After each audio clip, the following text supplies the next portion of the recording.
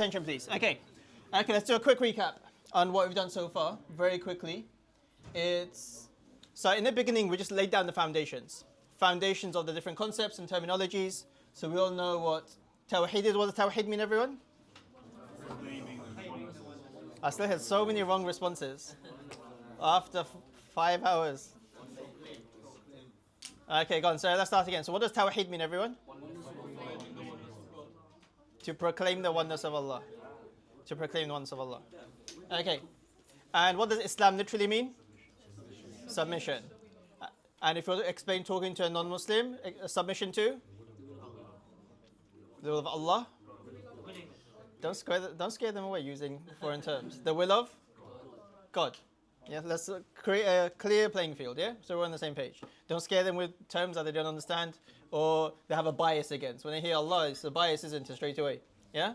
Will of God. Will of the Creator, will of the higher power. Whatever you think will make you relate, yeah? Will of God, will of higher power, will of our Creator, will of this necessary being existence, however you want to say it. Okay? And you Muslims, you claim that Jesus, Moses, Abraham were all Muslims. Why? Give me the perfect one-line answer. Good. The word Muslim means to submit to the will of God, yeah? Yeah? The word Muslim means to submit to the will of God. Don't just say because they submit to the will of God. But you haven't explained what Muslim properly means, yeah? You say the word Muslim means that they all submitted to the will of God. That's why we say they were Muslims, Jesus, Abraham, and so on. Okay, that's that. Let's move on to our next part.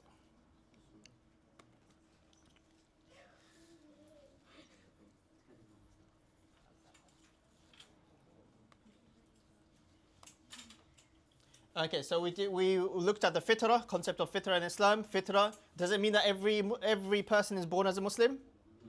No. So fitrah is the natural disposition how Allah has created a human being, which is a basic inclination towards believing and worshipping one God, basic morality of right and wrong, and so on, believing in a higher power, basically, one single higher power. Okay?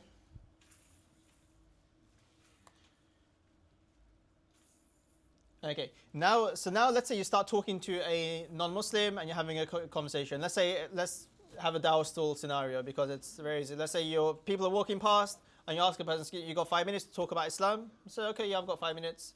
And you can ask them, okay, do you believe in God? And they'll say, I'm not too sure. I've not really thought about it. I don't know. Yeah? So that's something I really reflected on. So then you start the conversation. Okay. Then you lead the conversation onto, okay, have you thought about how the universe came into existence? What do we call this argument? Cosmological argument. So after you've done the cosmological argument, what argument are we going to go to next? Theological argument. Okay, but of course without actually saying, hey, look, here I'm going to present to you the cosmological argument. Please listen to my argument, and then please respond. So you make it flow. Okay, so have you thought about how the world came into existence? Yeah, and then you lay down your premise. Something that comes into existence, what would you say? Sorry? Everything that exists has a cause, isn't it? Yeah? Yeah? Everything that exists has a cause. Now, does the universe exist? Yes. Does the universe have a cause? Yes. So, what do you think brought the universe into existence? What they generally say? The Big Bang. And the Big Bang is an effect. It's an energy. So, what brought this energy into existence? Could it have come from nothing? No. And then you can use a Quranic argument here as well. Yeah? Were they created from nothing? So if you have nothing and more nothing, can that create something? No, we can't. Or were they created of itself? Can the universe have created itself? No, because that would have to exist and not exist at the same time. Yeah? So the only explanation is there must be a higher power. Yeah? And then after I've explained that, so do you agree that the universe must have had a cause? And it couldn't just come from nothing? It'd be quite silly for him to say, I believe it came from nothing. It's still, yeah? Then you should just say salam and just talk to someone else, yeah? And say, fair enough, I see where you're coming from. Perhaps the universe must have a cause. Okay, must have an energy or something. But now, but why don't you think about it further? Okay, let me give you another example. What example am I going to go into next now? I'll finish with the cosmological argument. Yes, good. So which example am I going to use next? Design and design. So give me a specific example. Watching the desert. Good. Have you ever thought if you see a watch in a desert, and of course you narrate the whole story, give us narrative. Don't just say, oh, by the way, watch in a desert example. Muslim yet? Muslim? Yeah? I'm thinking, what's wrong with this guy? Yeah? So of course, narrator, yeah? So imagine you're walking in the desert, all of a sudden you see a iPhone. You look around, there's no sign of life at all. You see this iPhone, go into the iPhone, it has contacts, it has this app, it's got this downloaded. You look around, there's no sign. Would anyone conclude that two particles over billions of years came together, created this force, and something came into as an iPhone came into existence? Would you believe that? Yeah? Would you try and convince me that this happened? You'd say no, and if you tried to, I'd think there's something wrong with you. Yeah? And then I'd say the reason why you conclude that, because what's the key argument? What's the key line? Good, everyone say that line? Every design must have a design. Everyone say it again? Yes, the reason why you conclude that, because the iPhone has a design, you conclude it must have a designer. Likewise, what am I going to say next now to give him the conclusion? Likewise? Universe must have a design. Universe must have a design. Why does the universe must have a designer? Why? Design. Yeah, good. Yes, let's stick to that. So everyone, what I'm going to say, likewise, the universe has a design, so it must have a design. So I've given them the conclusion. Yeah? Don't leave in a cliffhanger. Yeah? So give them a conclusion. Likewise, the universe has a design and is more complex. I would add that. Is much more complex than this iPhone. So hence, it's the most logical thing to believe that this universe must have a designer. Yeah? And I would put it on him. When I talk to a non-Muslim, I always try and put, if it's like a dawah scenario, of course, if they're my friend, I'm not going to make them feel uncomfortable. But in like a dawah stall scenario, I always put them on the back foot. Yeah? And I say, and then I think, it's absurd how a person can think it just came from nothing with a perfect design. Just like, this is absurd. Yeah? And then I try and prove. So I'm always putting them on the back foot, and they're trying to justify them, rather than me being on the back foot, and I'm trying to justify my claim. Because I fully believe I have the most logical stance. Yeah?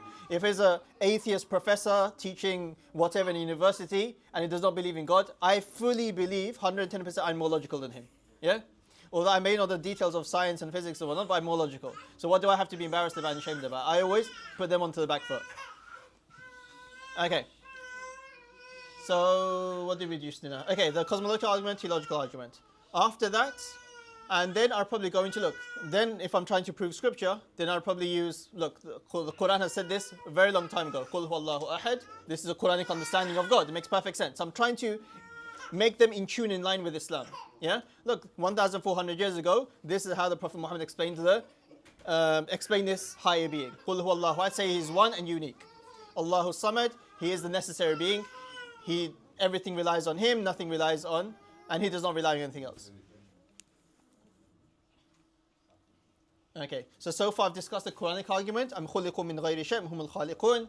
I've discussed the cosmological and theological arguments, and I've also mentioned Surah Al-Ikhlas, what the Quran affirms, what we understand through logic anyway. And then someone will ask you, okay, why doesn't God just then let's say if they ask you, why do you believe in him if you can't see him? What's the basic response? Great-grandparents, example, yeah? Great-grandparents.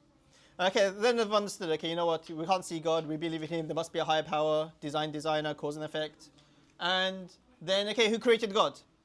What's the example you're going to start with? Everyone? Shooting a target.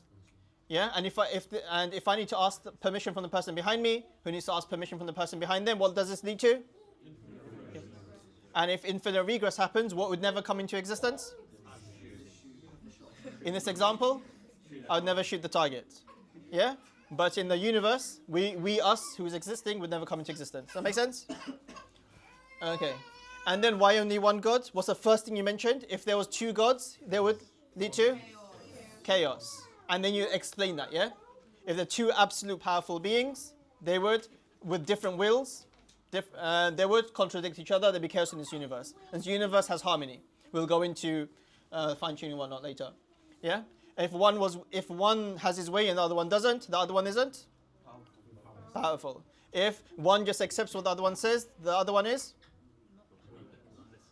It's unnecessary, it's irrelevant. Yeah? and there's no logical reason for me to believe in that unnecessary being. So that's why only one God. And then, okay, so now we've established what we can understand through our logic, isn't it? Yeah. So in terms of there must be a creator, yeah, cause and effect, designer. This it's an uncreated creator, eternal, has a starting point. And what other things can we understand about who is God? We're using our logic. Knowledgeable, powerful, one. Come on, brothers. Exists, eternal, self-sufficient, not like the creation. Yeah. Unique. Good. Okay, so these things we can understand about. So now see how it's framing the discussion. Okay, now, but what about those things? Why did he create us? Is he loving? Is he caring? Then he moves on into revelation, isn't it? Now what we need revelation for. See, you know the IERA framework, they use GO-RAP, isn't it? Go stands for, G stands for? God. So first logically explain to them Tawheed, which is God. And O stands for? Oneness. So we've gone to the oneness. We establish God, we establish oneness. R stands for? Revelation, which we're going to come into slightly later. But before we go to revelation, we're going to do a bit more of the universe stuff, just to make sure that they understand fully. But then revelation, and then profited at the end. The P, profited. So we're still using that framework. Okay. Let's see. So we've done all of this. Logical inference. The three questions. Must have the Big Bang. Who created God? So he must be the necessary being. Everything is possible existence. Who created God? We've answered that with a archer or target, shooter. Why do you believe in one God? If there's multiple gods, so number one, okay, the Quran tells us there'll be chaos in the universe if there were multiple gods. Unity of a creator, how perfect the solar system, everything is, the laws of the universe shows that there's harmony in this universe. Implies that there must be a single creator because there's no chaos. Surah Ikhlas, the Revelation also affirms it. How can we know about God? By merely using our logic. Oh, what can we know? Okay, we discussed that, the attributes of God. And then we can't understand whether He's merciful, forgiving, the why, and other attributes. And the things of the unseen we can't understand without revelation. That's what we've done so far, isn't it, today? Okay, so what we're going to do is, okay, let's have a role play with me, and I'll ask the question to someone, and we'll just go through this. So you've just stopped me outside on the high street, and I've not really thought about this stuff before, and you're just going to give me some good answers. And remember, I'm not looking for whether the answer is right or not. Everyone here has the right answers, yeah? But imagine my IQ is below 50. And I support. Okay, so the average person you meet on the high street. Okay, so it's not just giving any da'wah, you want to give effective da'wah. If you got 5 minutes with them, how do you give the most effective da'wah? The points that you raise, you have to mention. So let's say I've got 3 arguments to make. As for effective da'wah, you have to mention your most powerful one first, then the second, then the third. If you flip it around, mention a side point first, your da'wah is not going to be so effective.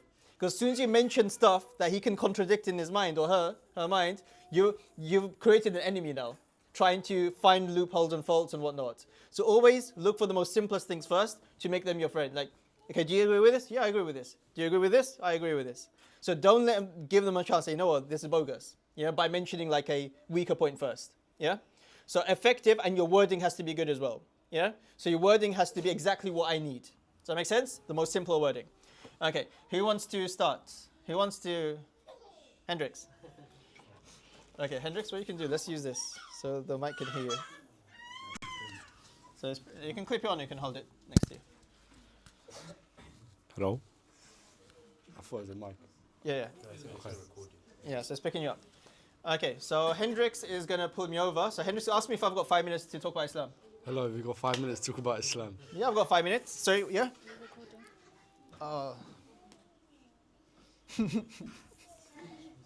Is the camera recording in that? Yeah. Okay, that's good. Okay, at least the phone's recording. The Zoom's a bit...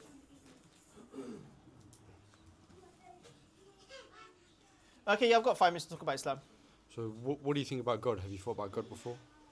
Do I need like a accent? One of those. Strong British accent. Some British accent. I can't do that. I don't think I can do that. South London. No, I've not really thought about God. Why? Why do you believe in a God? Yeah, so in Islam we believe in God, we believe in that He's one, all these sort of things. So we would kind of say that it's the most logical thing to believe in God. But God is what? Like, so you believe in some mystical being outside the universe, like a unicorn or something that just brought this world into existence? I believe in the Big Bang. The most logical thing is, look, science has already explained it to us. There was a Big Bang. There's an explosion, expanded until everything came into existence. Evolution theory, a life form came from a single entity and it evolved. That's why I believe it. It's the most logical. Scientists have told us for many years now. So where did the Big Bang come from? Oh, you've got me there. Where did the Big Bang come from? So what we would say, there's only 3 possibilities. Either the Big Bang was created by nothing, Okay. which it doesn't really make sense, right? Okay. Yeah, it created itself, which again it doesn't really make sense because how can you have something that doesn't exist but creates itself? Okay. Or it was created. Why can't it come from nothing? Why couldn't it just popped up one day? Because they come from absolute nothing. There's nothing to cause anything. Nothing to cause anything. What do you mean by that? I don't understand. So, for example, if you have a bottle Yeah. and you put it on a table, for example, Yeah. and you leave it forever, will it ever fall off the table? Probably not. So, if we have nothing forever, will it ever become a universe? Will it ever become the universe? Will it ever become the universe? So if I have nothing, you're saying? Absolutely nothing. No air, no atoms, nothing. Nothing. So could something... No, I don't think it can actually. You've got a point. So if I've got nothing... So now you're asking me how did something like the Big Bang come into existence? Yeah, if there's so what I'm nothing? saying is, how would you explain how the Big Bang came into existence? Okay, I guess I've never really thought about that. I don't know. So we would say that it has a cause, and that cause would be some sort of outside higher power. Oh, okay, okay. So there must be a cause outside of this that caused it to happen. Yeah. Okay, fair enough, that makes sense. But that doesn't mean it's God, or doesn't mean that Allah that you believe, yeah? Yeah? But it would have to be intelligent. Why? Because, for example, we see everything in the universe is very precise. So how the wind blows on the trees, and the pollen from the trees gets transported, and then the birds eat the seeds, and they put out the seeds, and more trees grow, and everything is very perfect. So we would say, if there is design, there has to be a designer. Oh, okay. So if there's a design, there must be a designer. And by the way, just to pause everyone, make sure you're paying attention, yeah, because you will have to rehearse this and make sure you can articulate your word in the best possible way, yeah. So all those arguments. So make sure you're going through listening and you're going through this in your head as well. How you're going to phrase it. Okay, let's continue. Okay, so everything that has a design must have a designer. Why? Like, can you explain that a bit more? Like, so I understand. What do you mean by that? So, for example, if we have, let's say, a watch in the middle of an island, and there's nothing there, it's just sand, and there's no people, there's no evidence of people, you can find nothing. You're going to look at that watch, and what are you going to say? Where's that watch come from? Say it's a nice watch. It's probably where a does nice it come watch. from? Okay, well, where does it come from? I'd probably think someone dropped it there. Why? I would say that all the sand came together over millions of years, and then it just made a watch. That's a very absurd thing to believe in, isn't it? Okay, so if we change the word watch and sand to big explosion and universe, it's very absurd to believe that nothing made something. But the watch, okay, I can understand a watch because it has like dials, it has all these complex parts. But the universe doesn't have any complex parts, does it? Do you understand? The universe seems quite simple, like just rocks everywhere and... Just rocks, okay.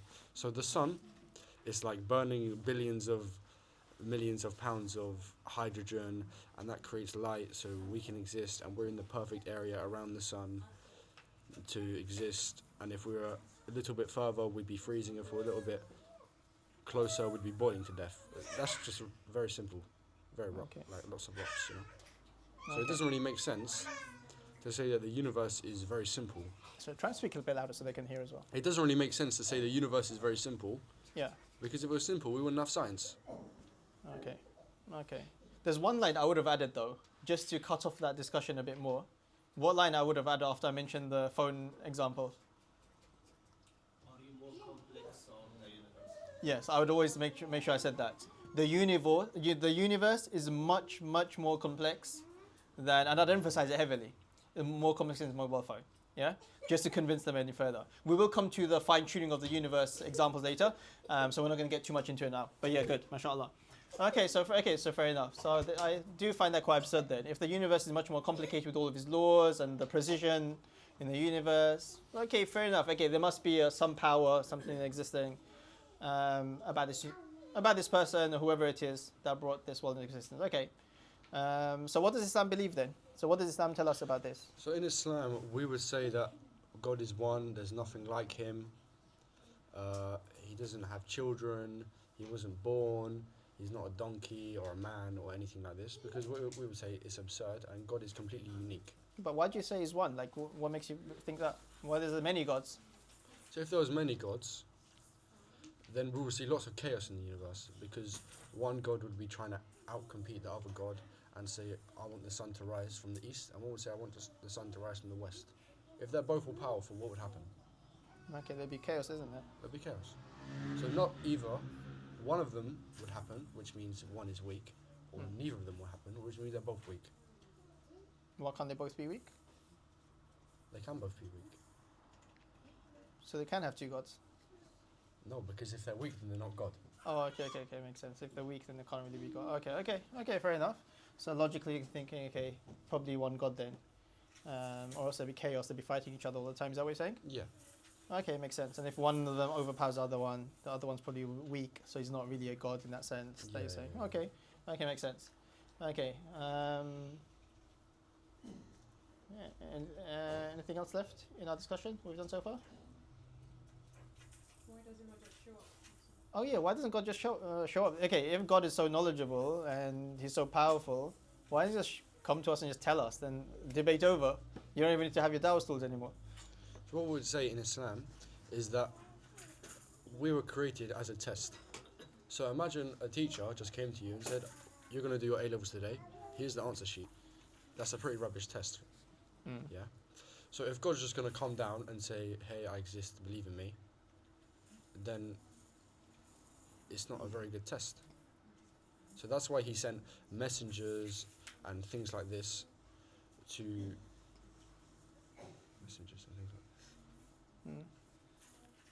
to inform us about him and tell us how we should live. And if we follow that, then we get the reward. And if we don't follow that, we get punished. But I've never seen these messengers, so this test is a very hard test. Why didn't God just make it easier? I've never seen these messengers. Have you seen a messenger? Are you a messenger?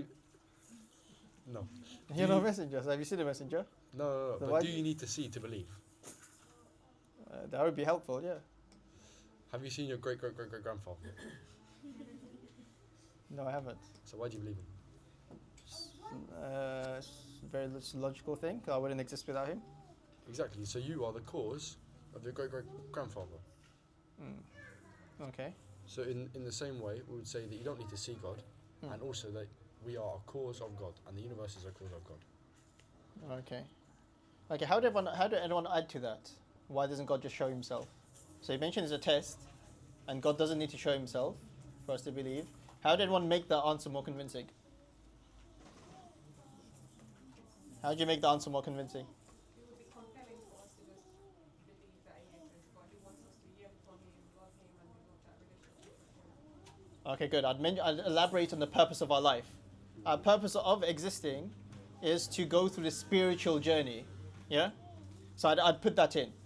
So I'd explain to them the purpose of life. The purpose of life, the reason why God created us, is so that we go on a spiritual journey to want to yearn for him, look for him, love him, fear him, without seeing. Because if God just showed us, then this test to differentiate who's really willing to find God and seek him won't really be it wouldn't mean much because everyone's just compelled to believe in him and everyone sees his majesty and power and so on. So it wouldn't really differentiate those who are the true seekers of God and from those that aren't. Yeah.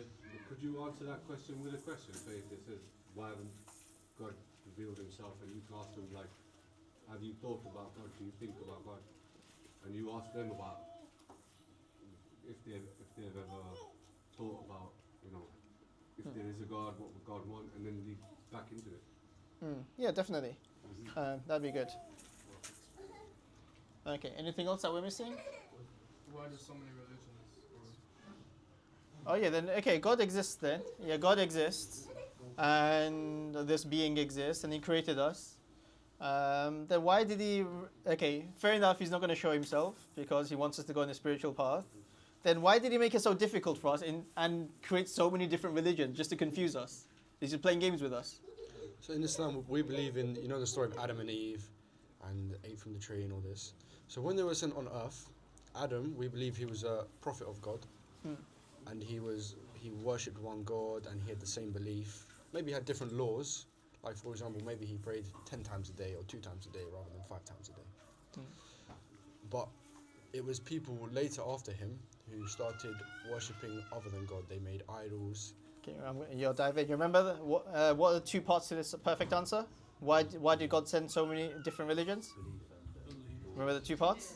Beliefs and laws. So you need to keep your answer framed in this. Talk about the beliefs. Remember? Do you remember that discussion? Yeah. So let's rephrase the answer. So why did God send so many different religions to confuse us? So the beliefs of the messengers were all the same. For example, they all believe in one God, they all believe in heaven and hell, in angels, and things like this. But they had specific laws for their specific time.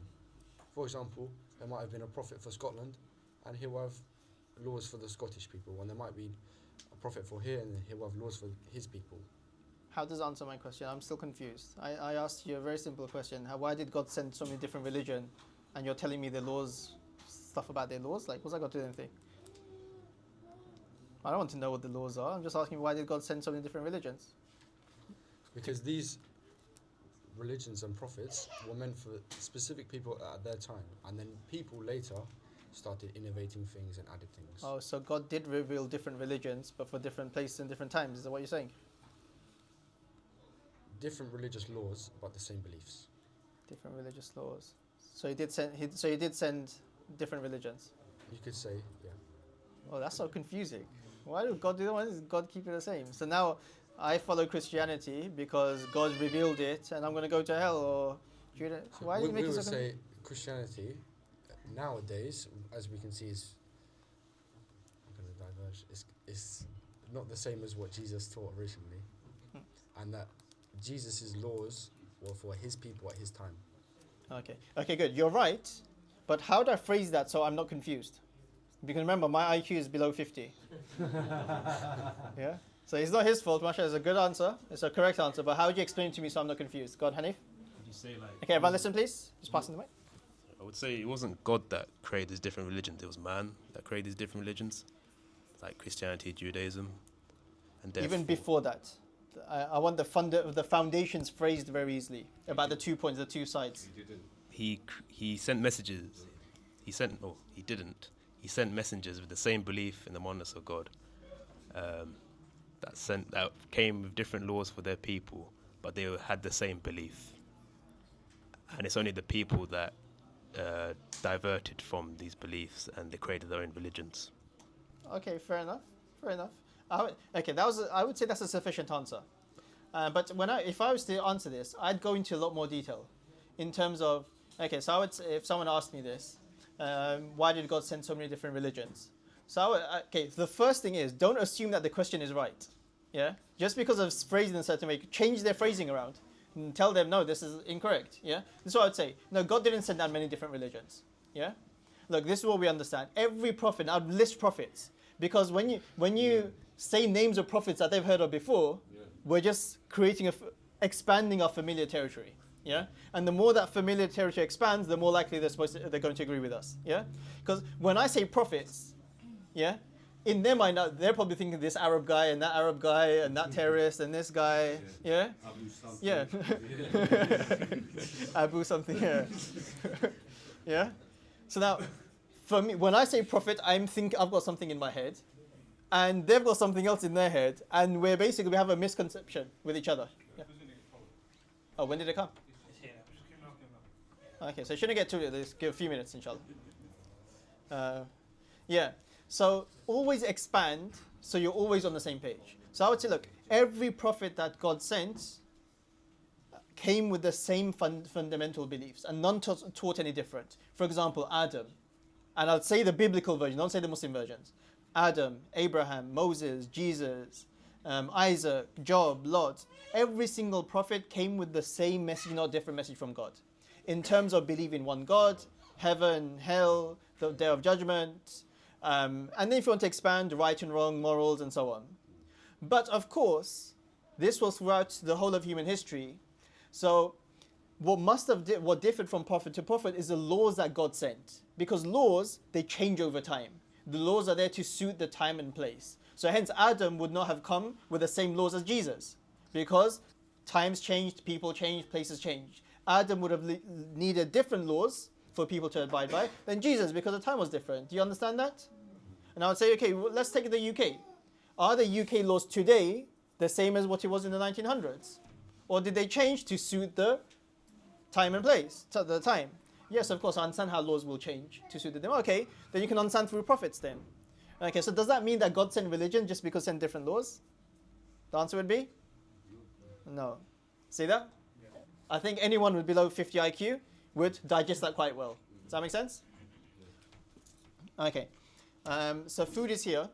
Let's have some food, and then afterwards, I'm going to get you guys to do some role plays on this, and then we'll listen to one or two from the sister side, and then we'll conclude for today, I think, on this concept. Yeah? But let's bring the food out. Is the plastic roll in your side, sisters? Near the door? Anywhere?